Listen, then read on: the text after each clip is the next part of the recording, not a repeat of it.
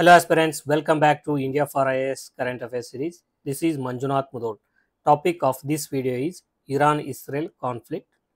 You can also call it as Israel-Iran conflict. ನಿಮಗೆಲ್ಲ ಗೊತ್ತಿರೋ ಹಾಗೆ ರೀಸೆಂಟ್ ಆಗಿ ಇಸ್ರೇಲ್ ಮತ್ತೆ ಇರಾನ್ ಮಧ್ಯೆ ಕಾನ್ಫ್ಲಿಕ್ಟ್ ನಡೀತಾ ಇದೆ, ವಾರ್ ನಡೀತಾ ಇದೆ. ಸೊ ಆ ವಾರ್ ಇದರ ಹಿಸ್ಟೋರಿಕಲ್ ಒರಿಜಿನ್ ಏನು, ಈ ಐಡಿಯಾಲಜಿಕಲ್ ಡಿಫರೆನ್ಸ್ ಏನು, ಇರಾನ್ ಇಸ್ರೇಲ್ ನಡುವೆ ವೈರತ್ವ ಏನಕ್ಕಿದೆ, ಸೊ ಅದರಿಂದ ಇಂಡಿಯಾಗೆ ಯಾವ ರೀತಿ ಇಂಪ್ಲಿಕೇಶನ್ಸ್ ಆಗುತ್ತೆ, so prelims point of view ಯಾವ ರೀತಿ ಕ್ವಶನ್ ಬರುತ್ತೆ, ಮೇನ್ಸ್ ಪಾಯಿಂಟ್ ಆಫ್ ವ್ಯೂ ಯಾವ ರೀತಿ ಕ್ವಶನ್ ಬರುತ್ತೆ, ಸೊ ಅದನ್ನು ನಾವು ಈ ವಿಡಿಯೋದಲ್ಲಿ ಡಿಸ್ಕಸ್ ಮಾಡೋಣ. This topic it is important for both prelims and mains. So prelims ಮತ್ತು ಮೇನ್ಸ್ ಪರ್ಸ್ಪೆಕ್ಟಿವ್ ಇದು ಇಂಪಾರ್ಟೆಂಟ್ ಇದೆ. ಈ ವರ್ಷ ಮೇನ್ಸ್ ಅಂದರೆ 2025 ಮೇನ್ಸ್ ಇವಾಗ ಏನು ನಡೆಯುತ್ತೆ, ಅಪ್ಕಮಿಂಗ್ ಮೇನ್ಸ್ ಆಗಸ್ಟ್ ಮಂತಲ್ಲಿ ಏನಿದೆ, ಸೊ ಆಗಸ್ಟ್ ಮಂತ್ ಮೇನ್ಸ್ಗೆ ಈ ಟಾಪಿಕ್ ಇಂಪಾರ್ಟೆಂಟ್ ಇದೆ. ಸೊ ಈ ಟಾಪಿಕ್ ಮೇಲೆ ಕ್ವಶನ್ ಬರುವ ಸಾಧ್ಯತೆಗಳು ಜಾಸ್ತಿ ಇವೆ. So this topic it falls under GS2 paper international relations. So and also prelims perspective Iran mapping perspective ಅಂತ ನಾನು ಆಲ್ರೆಡಿ ಒಂದು ವಿಡಿಯೋ ಮಾಡಿದ್ದೇನೆ. ಸೊ ಆ ವಿಡಿಯೋನ ನೋಡಿ, ಸೊ ಇರಾನ್ ಮೇಲೆ ಮ್ಯಾಪ್ ಬೇಸ್ಡ್ ಯಾವ ರೀತಿ ಕ್ವಶನ್ಸ್ ಬರುತ್ತೆ ಪ್ರಿಲಿಮ್ಸಲ್ಲಿ ಅಂತ ನಿಮ್ಗೆ ಗೊತ್ತಾಗುತ್ತೆ. ಆಲ್ರೆಡಿ ಪ್ರೀವಿಯಸ್ ಇಯರ್ ಕ್ವಶನ್ಸಲ್ಲಿ ಇಸ್ರೇಲ್ ಮ್ಯಾಪಿಂಗ್ ಮೇಲೆ ಕ್ವಶನ್ಸ್ನ ಕೇಳಿದ್ದಾರೆ.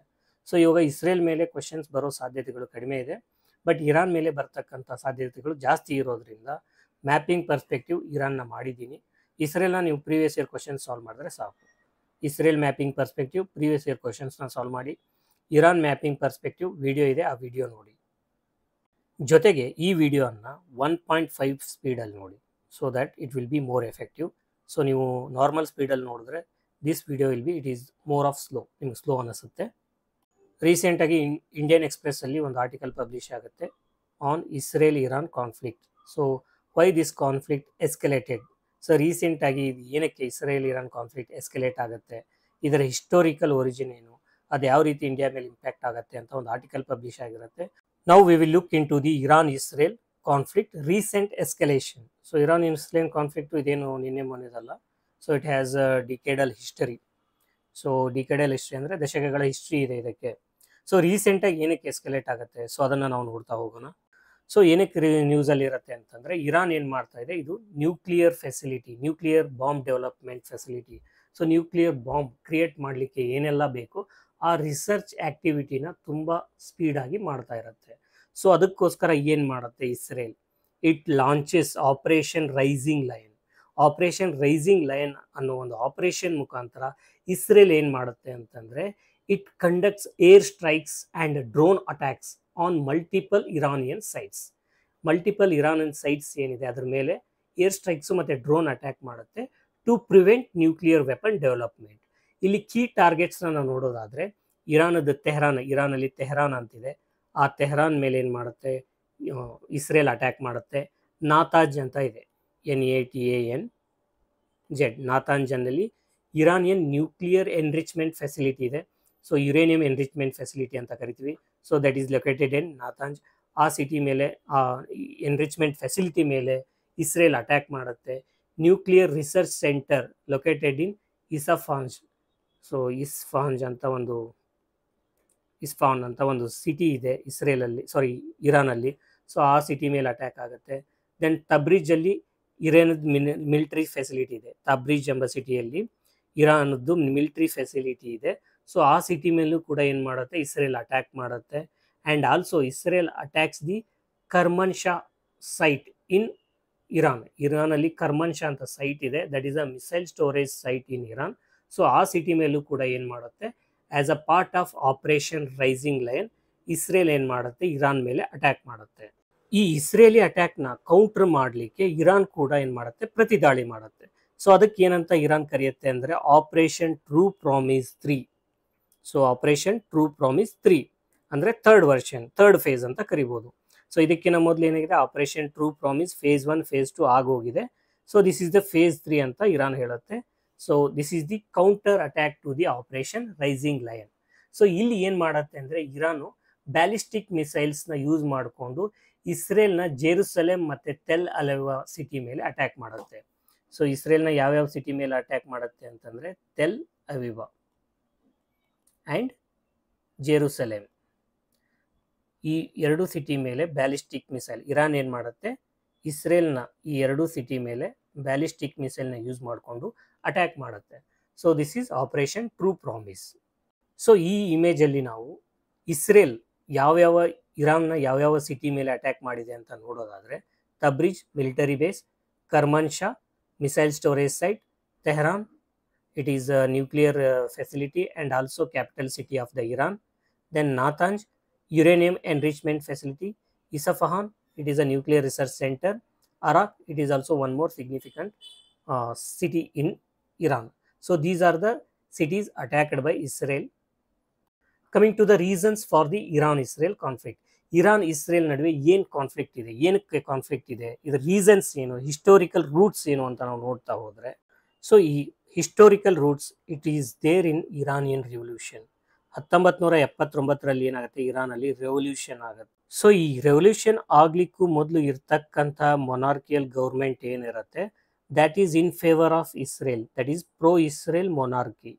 ಈ ರೆವಲ್ಯೂಷನ್ ಆದಮೇಲೆ ಏನು ಬರುತ್ತೆ, ಇಸ್ರೇಲ್ ಇದು ಇಸ್ಲಾಮಿಕ್ ರಿಪಬ್ಲಿಕ್, ಇರಾನಿಯನ್ ರಿವಲ್ಯೂಷನ್ ಆದಮೇಲೆ ಇರಾನಲ್ಲಿ ಮೊನಾರ್ಕಿ ಹೋಗಿ ಇಸ್ಲಾಮಿಕ್ ರಿಪಬ್ಲಿಕ್ ಬರುತ್ತೆ. ಈ ಇಸ್ಲಾಮಿಕ್ ರಿಪಬ್ಲಿಕ್ ಏನಿದೆ, it has a anti Israel stance that opposes the Israel. So that is the historical root. Then coming to the religious and ideological divide. So both Israel and Iran, they have a religious and ideological divide.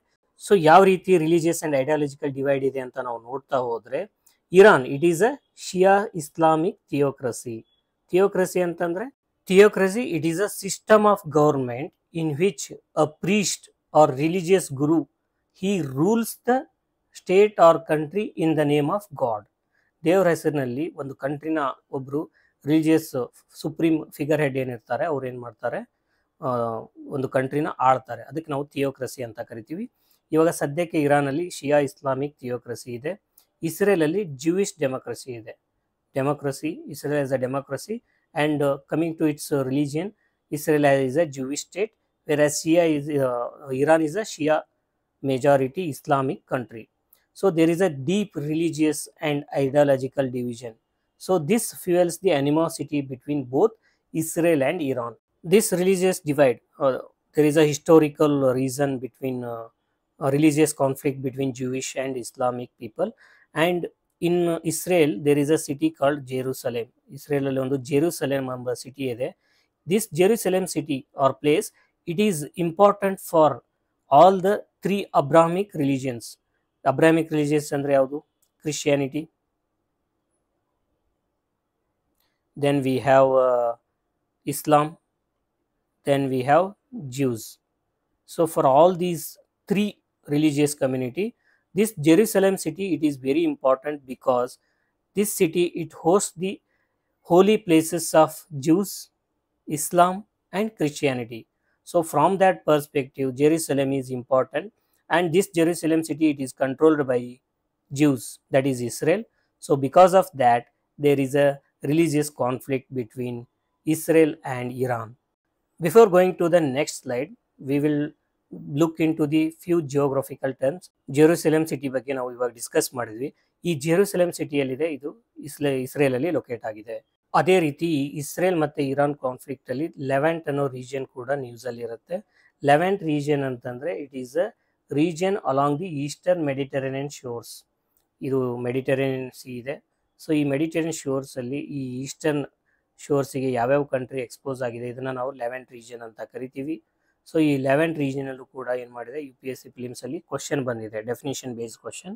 So if you go through 2023 UPSC prelims question, so you will find a question on the Levant. So from that perspective you should know what is Levant. Levant andre ಏನು ಇದು ಅಂತ ನಿಮ್ಗೆ ಗೊತ್ತಿರಬೇಕು. So the next major reason for Iran-Israel conflict is Iran's support for anti-Israel groups. So Iran ಏನು ಮಾಡ್ತಿದೆ ಅಂತಂದರೆ ಆ್ಯಂಟಿ Israel group, ಅಂದರೆ Israel opposite ಹೋರಾಟ ಮಾಡ್ತಿಕ್ಕಂಥ ಗ್ರೂಪ್ಸ್ ಏನಿದೆ ಅದಕ್ಕೆ ಇರಾನ್ ಸಪೋರ್ಟ್ ಮಾಡ್ತಿದೆ. So Iran supporting Hamas is fighting for the Palestine liberation. And also Iran is supporting Hezbollah. It is a terrorist outfit located in Lebanon. So for both these anti-Israel group, Iran is supporting. So that is also one of the reason for Israel attacking Iran. And also Israel sees these as a terror threats. So ಇದಕ್ಕೆ Iran support ಮಾಡೋದನ್ನ Israel ಏನಂತ consider ಮಾಡ್ತಾ ಇದೆ ಅಂತಂದ್ರೆ, Iran is supporting terrorist activities against Israel ಅಂತ consider ಮಾಡ್ತಾ ಇದೆ. So this is intensifying regional instability. So Iran ಈ ಔಟ್ಫಿಟ್ಸ್ಗೆ ಸಪೋರ್ಟ್ ಮಾಡ್ತಾ ಇರೋದ್ರಿಂದ ಏನಾಗ್ತಿದೆ ಅಂತಂದ್ರೆ, ಈ ಮಿಡಲ್ ಈಸ್ಟ್ ರೀಜನ್ ಅಲ್ಲಿ ಇನ್ಸ್ಟೆಬಿಲಿಟಿ ಜಾಸ್ತಿ ಆಗ್ತಿದೆ, ಟೆರರ್ ಆಕ್ಟಿವಿಟೀಸ್ ಜಾಸ್ತಿ ಆಗ್ತಿದೆ, ಪ್ರಾಕ್ಸಿ ಕಾನ್ಫ್ಲಿಕ್ಟ್ಸ್ ಜಾಸ್ತಿ ಆಗ್ತಿದೆ. Then next reason is geopolitical rivalry. Geopolitical rivalry ಅಂತ ನಾವು ನೋಡ್ತಾ ಹೋದ್ರೆ, ಇರಾನ್ ಏನ್ ಮಾಡುತ್ತೆ ಅಂದ್ರೆ, it is supporting Assad regime in ಸಿರಿಯಾದಲ್ಲಿ ಅಸಾದ್ ರಿಜಿಮ್ ಅಂತ ಇತ್ತು. ಬಶರ್ ಅಲ್ ಅಸಾದ್ ಅಂತ ಸಿರಿಯಾದ ಪ್ರೆಸಿಡೆಂಟ್ ಇದ್ರು. ಸೊ ಅವ್ರ ರಿಜಿಮ್ ಅನ್ನ ಏನ್ ಮಾಡ್ತಿತ್ತು, ಇರಾನ್ ಸಪೋರ್ಟ್ ಮಾಡ್ತಿತ್ತು. Whereas Israel it is use to oppose Assad regime. Whereas Iran it use to support Houthi rebels in Yemen. Yemen ಅಲ್ಲಿ ಇರ್ತಕ್ಕಂಥ ಹೌತಿ ರೆಬಲ್ಸ್ ನ ಏನ್ ಮಾಡ್ತಿತ್ತು, ಇರಾನ್ ಸಪೋರ್ಟ್ ಮಾಡ್ತಿತ್ತು. Whereas Israel is in opposition to Houthi rebels, because these Houthi rebels they pose significant threat to the Israel. So because of these two reasons, Israel opposes Iranian influence in Levant and Arabian Peninsula. Arabian ಪೆನಿನ್ಸುಲಾದಲ್ಲಿ ಏನ್ ಬರುತ್ತೆ, ಯಮನ್ ಬಂದು Arabian peninsula ಇದೆ, ಈ Syria ಬಂದು Levant ಅಲ್ಲಿ ಇದೆ. So previous slides ಅಲ್ಲಿ ನಾವು ಲೆವೆಂಟ್ ರೀಜನ್ ಬಗ್ಗೆ ನೋಡಿದ್ವಿ. ಲೆವೆಂಟ್ ರೀಜನ್ ಅಲ್ಲಿ ಸಿರಿಯಾ ಇದೆ.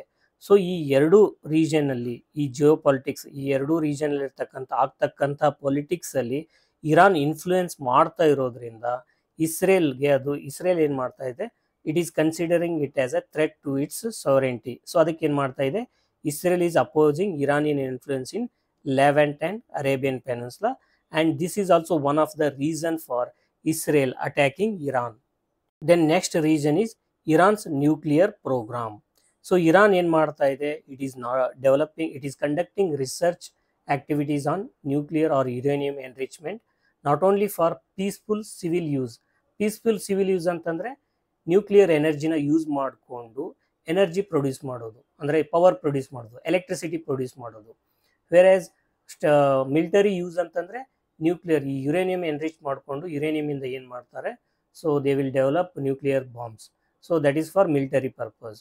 But what Iran is doing, it is conducting research for both civilian and military purpose. So ಇದರಿಂದ ಏನಾಗಿದೆ, ಇಸ್ರೇಲ್ಗೆ ಭಯ ಇದೆ. So it is fearing Iran's nuclear ambitions. So in case Iran nuclear ಇದನ್ನ develop ಮಾಡಿದ್ರೆ, that is threat to the Israel.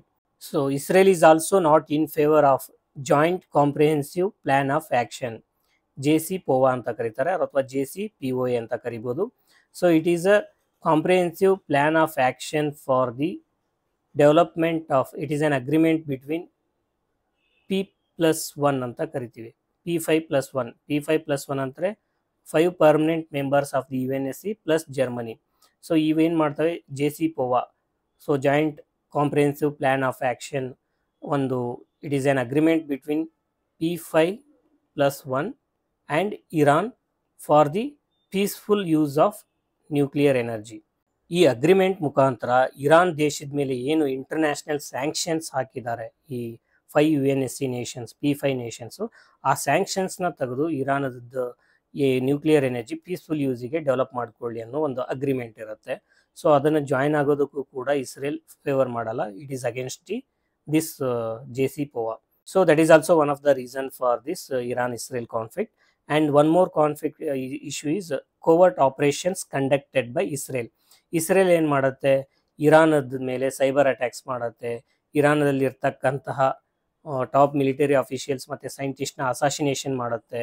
So like this it delays the Iran's nuclear progress. So ಇರಾನದ nuclear progress ಏನಾಗ್ತಿದೆ ಅದನ್ನ ಏನು ಮಾಡುತ್ತೆ, ಈ ರೀತಿ delay ಮಾಡುತ್ತೆ. So these are the major reasons for the Israel-Iran conflict. So far we have studied reasons for the Israel-Iran conflict. So now we will look into the implications of this conflict on India. So India ಮೇಲೆ ಯಾವ ರೀತಿ impact ಆಗುತ್ತೆ ಈ conflict ಇಂದ ಅಂತ ನಾವು ಇವಾಗ study ಮಾಡೋಣ. The first one is energy security risk. So energy security risk ಅಂದ್ರೇನು, India it is dependent, it is a oil importing country. So we import petroleum crude oil. So out of this petroleum crude oil 2 million barrels per day, ಅಂದರೆ ಪ್ರತಿದಿನ 2 million barrel oil ಏನಿದೆ, that comes through the strait of Hormuz. Strait of Hormuz ಏನಿದೆ ಅಲ್ಲಿಂದ ಬರುತ್ತೆ. And state of Hormuz it is near to the Iran. So ಇರಾನ್ಗೆ ಹತ್ತಿರವಾಗಿ state of Hormuz ಇದೆ and Iran has a significant control over state of Hormuz. So ಇವಾಗ Israel Iran conflict ಆದರೆ state of Hormuz ಏನಾದರೂ block ಆದರೆ ಇಂಡಿಯಾಗೆ ಬರ್ತಕ್ಕಂಥ 2 million barrel per day oil stuck ಆಗುತ್ತೆ. ಇದರಿಂದ ಏನಾಗುತ್ತೆ, ಆಯಿಲ್ ಬರೋದು ಡಿಲೇ ಆಗುತ್ತೆ, ಆಯಿಲ್ ಪ್ರೈಸಸ್ ಜಾಸ್ತಿ ಆಗುತ್ತೆ. ಆಯಿಲ್ ಪ್ರೈಸಸ್ ಜಾಸ್ತಿ ಆದರೆ ಟ್ರಾನ್ಸ್ಪೋರ್ಟೇಷನ್ ಕಾಸ್ಟ್ ಜಾಸ್ತಿ ಆಗುತ್ತೆ. ಟ್ರಾನ್ಸ್ಪೋರ್ಟೇಷನ್ ಕಾಸ್ಟ್ ಜಾಸ್ತಿ ಆದರೆ ಇನ್ಫ್ಲೇಷನ್ ಆಗುತ್ತೆ. ಸೊ ಇನ್ಫ್ಲೇಷನ್ ಜಾಸ್ತಿ ಆದರೆ ಗೌರ್ಮೆಂಟಿಗೆ ಅದನ್ನು ಹ್ಯಾಂಡಲ್ ಮಾಡೋದು ಕಷ್ಟ ಆಗುತ್ತೆ.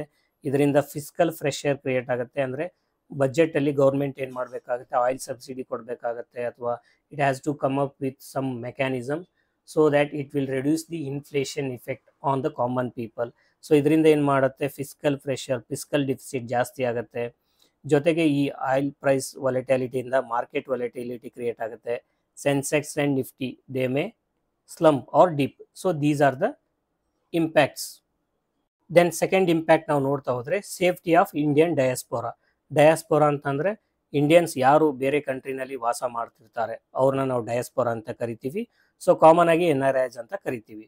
So over 66% of the India's ಡಯಾಸ್ಪೋರಾ. So India ಡಯಾಸ್ಪೋರಾ ಎಷ್ಟಿದೆ, ಅಪ್ರಾಕ್ಸಿಮೇಟ್ಲಿ 1.34 crores ಇದ್ದಾರೆ. ಸೊ ಅದರಲ್ಲಿ 66% ಎಲ್ಲಿ ರಿಸೈಡ್ ಆಗ್ತಾರೆ, ವೆಸ್ಟ್ ಏಷ್ಯಾದಲ್ಲಿ ರಿಸೈಡ್ ಆಗ್ತಾರೆ. ಸೊ ಇಲ್ಲಿ ವೆಸ್ಟ್ ಏಷ್ಯಾದಲ್ಲಿ ವಾಸ ಆಗ್ತಕ್ಕಂಥ ಈ 66% ಇಂಡಿಯನ್ ಡಯಾಸ್ಪೋರಾ ಏನಿದೆ, they will face significant threat to their lives and livelihoods because of the Israel Iran conflict.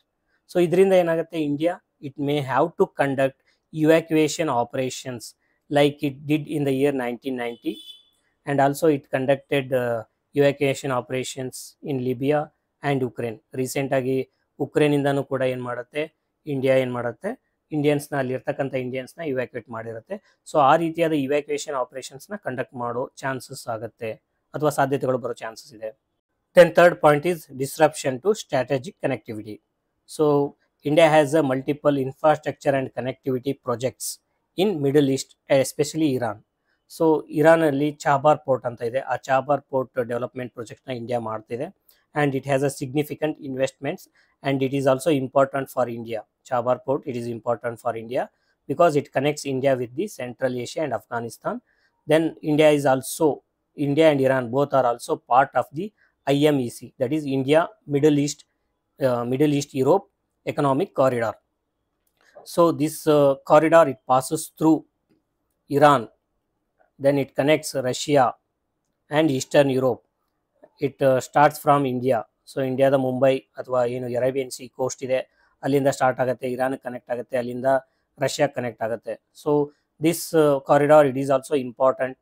Then red sea shipping routes ಏನಿದೆ, they may face delays, higher cost and trade disruptions because of Iran and Israel conflict. So ಈ ರೀತಿ Israel ಮತ್ತು Iran ಮೇಲೆ conflict ಆದರೆ, Iran conflict ಆದರೆ ಈ ರೀತಿ ಇಂಡಿಯಾದ ಮೇಲೆ ಇಂಪ್ಯಾಕ್ಟ್ ಆಗೋ ಚಾನ್ಸಸ್ ಇದೆ strategic connectivity wise.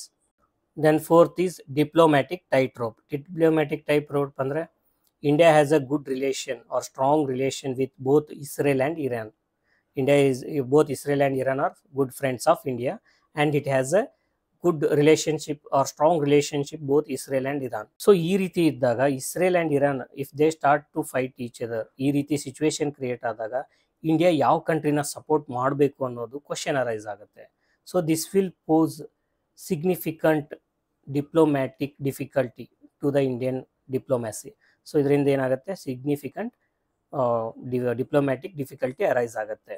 So India has to balance relation with Gulf nations, Israel and Iran, and it is crucial for India's economic development because India is oil dependent, and also it is crucial for the diaspora. 1.34 crore diaspora ಏನಿದೆ ಅದರಲ್ಲಿ 66% ಎಲ್ಲಿ ವಾಸ ಮಾಡ್ತಾರೆ ಅಂದರೆ Gulf ರೀಜನಲ್ಲಿ ಇರ್ತಾರೆ. So it is also maintaining good relation with Israel and Iran, it is important for both economic development and diaspora point of view. So ಈ ರೀತಿ ಏನು ಈ ಕಾನ್ಫ್ಲಿಕ್ಟ್ ಇದೆ, ಈ ಕಾನ್ಫ್ಲಿಕ್ಟನ್ನು ಡಿಎಸ್ಕಲೇಟ್ ಮಾಡಲಿಕ್ಕೆ ಪಾಸಿಬಲ್ ಸೊಲ್ಯೂಷನ್ಸ್ ಏನಿದೆ ಅಂತ ನಾವು ನೋಡ್ತಾ ಹೋದರೆ, the first one is 2 state solution. ಏನಿದು 2 ಸ್ಟೇಟ್ ಸೊಲ್ಯೂಷನ್ನು? ಈ 2 ಸ್ಟೇಟ್ ಸೊಲ್ಯೂಷನ್ ಏನಂತಂದರೆ, ಇಸ್ರೇಲ್ ಏನು ಮಾಡಬೇಕು, it has to accept Palestine as a state. Palestine ಅದಕ್ಕೇನು ಸ್ಟೇಟ್ಹುಡ್ ಇದೆ ಅದನ್ನು ಅಕ್ಸೆಪ್ಟ್ ಮಾಡಿ ಅದರದ್ದು ಜಿಯೋಗ್ರಾಫಿಕಲ್ ಬೌಂಡ್ರೀಸ್ ಏನಿದೆ ಅದನ್ನು ರೆಸ್ಪೆಕ್ಟ್ ಮಾಡಬೇಕು. Because the reason for Iran Israel conflict, one of the reason is Israel Palestine conflict. So first what Iran should do, it should accept the two-state solution and it should respect the Palestinian statehood. Then second one is Israel should facilitate humanitarian aid to Gaza. ಗಾಜಾದ ಮೇಲೆ Israel attack ಮಾಡಿದೆ.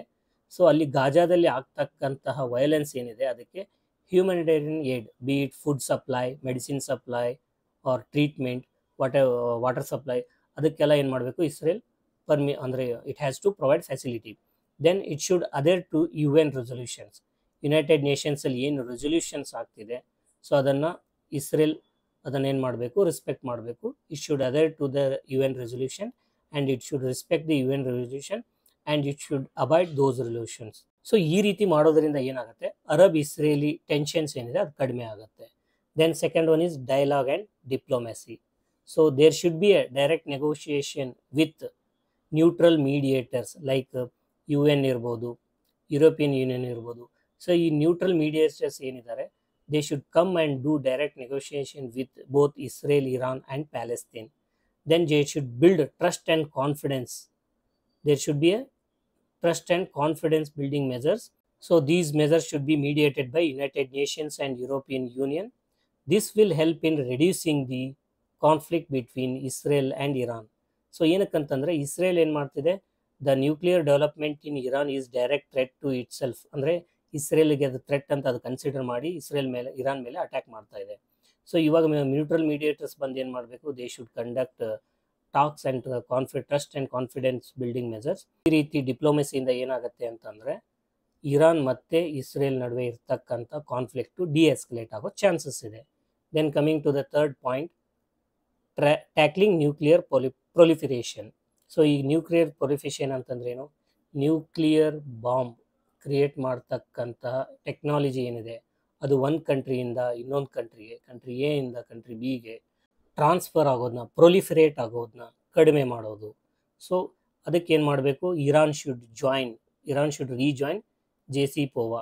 JCPOA ಅಂದರೆ joint comprehensive plan of action. So ಈ agreement ಇದೇನಿದೆ, ಈ arrangement, so ಇದನ್ನು join ಆಗಬೇಕು. And Iran should allow inspection of it's all nuclear facilities. ಇರಾನಲ್ಲಿ ಇರ್ತಕ್ಕಂಥ ನ್ಯೂಕ್ಲಿಯರ್ ಫೆಸಿಲಿಟೀಸ್ ಏನಿದೆ ಅದನ್ನು IAEA ಇನ್ಸ್ಪೆಕ್ಷನ್ಗೆ ಓಪನ್ ಮಾಡಬೇಕು. ಸೊ IAEA ಅಂದ್ರೇನು, international atomic energy agency. So ಇದರ ಇನ್ಸ್ಪೆಕ್ಷನ್ಸಿಗೆ ಅಲೋ ಮಾಡಬೇಕು. Then Israel should respect Iran's right to peaceful nuclear energy. ಅದರ ಅರ್ಥ ಇರಾನ್ ಏನು ಪೀಸ್ಫುಲ್ ಪರ್ಪಸ್ಗೆ ನ್ಯೂಕ್ಲಿಯರ್ ಎನರ್ಜಿ ಅಂದರೆ ಎಲೆಕ್ಟ್ರಿಸಿಟಿ ಪ್ರೊಡಕ್ಷನ್ ಮಾಡಲಿಕ್ಕೆ, ಮೆಡಿಸಿನಲ್ ಯೂಸ್ ಮಾಡಲಿಕ್ಕೆ, ಅಗ್ರಿಕಲ್ಚರಲ್ಲಿ ಹೊಸ ಕ್ರಾಪ್ಸ್ನ ಡೆವಲಪ್ ಮಾಡಲಿಕ್ಕೆ, ಈ ಪೀಸ್ಫುಲ್ ಪರ್ಪಸಸ್ಸಿಗೆ ನಾವು ನ್ಯೂಕ್ಲಿಯರ್ ಎನರ್ಜಿನ ಏನು ಯೂಸ್ ಮಾಡ್ತೀವಿ ಅದನ್ನು ಇಸ್ರೇಲು ರೆಸ್ಪೆಕ್ಟ್ ಮಾಡಬೇಕು. ಇರಾನದ ಆ ಥರದ ಪ್ರಾಜೆಕ್ಟ್ನ ಇಸ್ರೇಲ್ ರೆಸ್ಪೆಕ್ಟ್ ಮಾಡಬೇಕು ಅಂತ. Then fourth possible solution is regional cooperation. Regional cooperation ಯಾವ ರೀತಿ, in Middle East and Arab region we have Gulf Cooperation Council and we have Arab League. These Arab League and Gulf Cooperation Council should be used to address common threats like terrorism and instability. So ಈ gulf ರೀಜನಲ್ಲಿ ಮತ್ತು Arab ರೀಜನಲ್ಲಿ ಏನಾಗ್ತಿದೆ ಅಂತಂದರೆ there is a heavy instability and terrorist activities. So ಈ ರೀತಿ ಕೌನ್ಸಿಲ್ಸ್ನ, ಈ regional ಆರ್ಗನೈಸೇಷನ್ಸ್ನ use ಮಾಡಿಕೊಂಡು ಅಲ್ಲಿ ಆಗ್ತಕ್ಕಂಥ ಇನ್ಸ್ಟೆಬಿಲಿಟಿನ ಕಡಿಮೆ ಮಾಡಬೇಕು, ಟೆರರಿಸಮ್ನ ಕಡಿಮೆ ಮಾಡಬೇಕು. Then fifth step is steps towards normalization. So ಈ ಡಿಎಸ್ಕಲೇಟ್ ಮಾಡಲಿಕ್ಕೆ ಏನೆಲ್ಲ ನಾವು ಸ್ಟೆಪ್ಸ್ ತೊಗೋಬೋದು ಅಂತಂದರೆ, diplomatic recognition, that is both Iran and Israel they should start diplomatic recognition, they should exchange embassies, they should start people to people ties, and also they should follow model of Abraham Accords. So ಇವಾಗ ಏನಿದೆ Abraham accords ಅಂತ last year ನ್ಯೂಸಲ್ಲಿ ಇತ್ತು. So it is a agreement between Israel, United Arab Emirates and Bahrain. So through this Abraham Accords there is a cooperation and coordination between Israel, United Arab Emirates and Bahrain. So these two are Arab countries. Then now they have a cordial relationship with Israel. So these are the possible solutions to de-escalate tensions in Israel-Iran conflict. So whatever we have discussed so far, that is Israel-Iran conflict, its origin, so what is the nature of conflict, its impact on India, and solution to de-escalate tensions. So these are all main perspective points. Along with that, we have studied the regions, places in news, the historical origin of Iran-Israel conflict, and its impact on India. So that is also part of the prelims perspective. So prelims ಅಲ್ಲಿ ಈ topics ಇಂದ question ಬರೋ chances ಇದೆ. So over all this topic it is important for both prelims and mains. ಇಲ್ಲಿವರೆಗೂ ನಾವು study ಮಾಡಿರ್ತಕ್ಕಂಥ Israel Iran conflict ಮೇಲೆ ಒಂದು 2 ಸ್ಟೇಟ್ಮೆಂಟ್ ಇರ್ತಕ್ಕಂಥ ಒಂದು ಕ್ವಶನ್ನ ಕೊಟ್ಟಿದ್ದೀವಿ. ಈ ಕ್ವಶನ್ನ ಓದಿ ಇದರ ಆನ್ಸರ್ನ ಕಮೆಂಟ್ ಮಾಡಿ. The answer and explanation for this question and also the detailed notes of this topic is available in the PDF handout. Israel Iran conflict ಅಂತ ಒಂದು PDF handout ನಾವು ಟೆಲಿಗ್ರಾಮ್ ಚಾನಲಲ್ಲಿ ಶೇರ್ ಮಾಡಿದ್ದೀವಿ. ಸೊ ಆ ಟೆಲಿಗ್ರಾಮ್ ಚಾನಲ್ಗೆ join ಆಗಿ ಆ ಹ್ಯಾಂಡ್ಔಟ್ನ ಡೌನ್ಲೋಡ್ ಮಾಡಿಕೊಂಡು ಆ ಹ್ಯಾಂಡ್ಔಟ್ನ ರಿವಿಷನ್ ಮಾಡಿ. Thank you for watching. See you in the next video. Till then, happy learning.